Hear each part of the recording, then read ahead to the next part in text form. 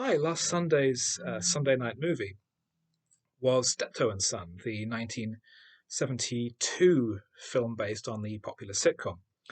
The series rather, had been running since 1962, would continue for a couple more years, although it had taken a 5-year break in the mid to late 60s. And it's the story of a father and son company of rag and bone men who buy old junk and try and sell it on for money. It's a very menial, old-fashioned business, and while old Albert is perfectly happy with it, young Harold wants to make something of himself, go out into the world and achieve something, but Albert is always contriving ways to keep him at home. The film expands on this in that during a night out at a working men's club, Harold meets and falls for the exotic dancer they have there. They embark on a relationship and get married, but Albert is always trying to drive a wedge between them. I have seen few comedies as grim and as depressing as this one. But the weird thing is, I think that it's intentional. Steptoe and Son was always built on a theatrical tradition of the new wave of British theatre, the kitchen sink theatre. Ray Galton and Alan Simpson, with its conception, wanted to create a sitcom counterpart to the likes of Saturday Night, Sunday Morning, or Don't Look Back in Anger. So having that dark element, that grim kitchen sink element of the story, is very much all of a piece.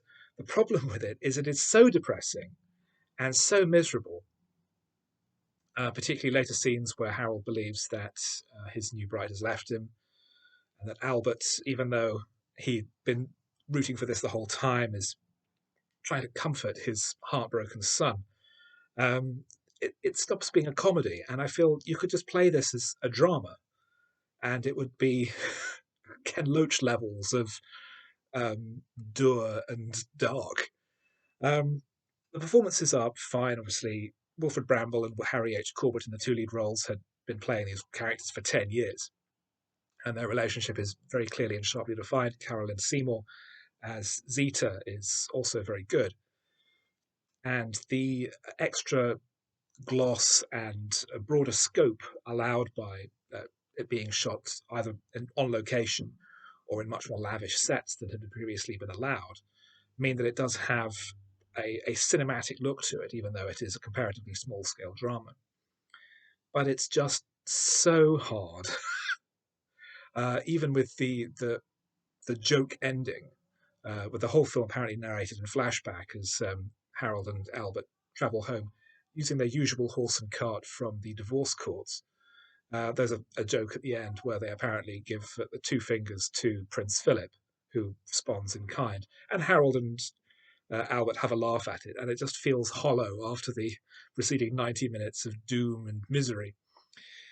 So it's not a product of its time, but a product of a particular wave of a zeitgeist, perhaps. It's of a piece with the series, but the series is of a piece with a particular, more serious attitude in theatre. And as a result, I couldn't recommend it as a comedy, even if I would recommend it as an artifact in its own right.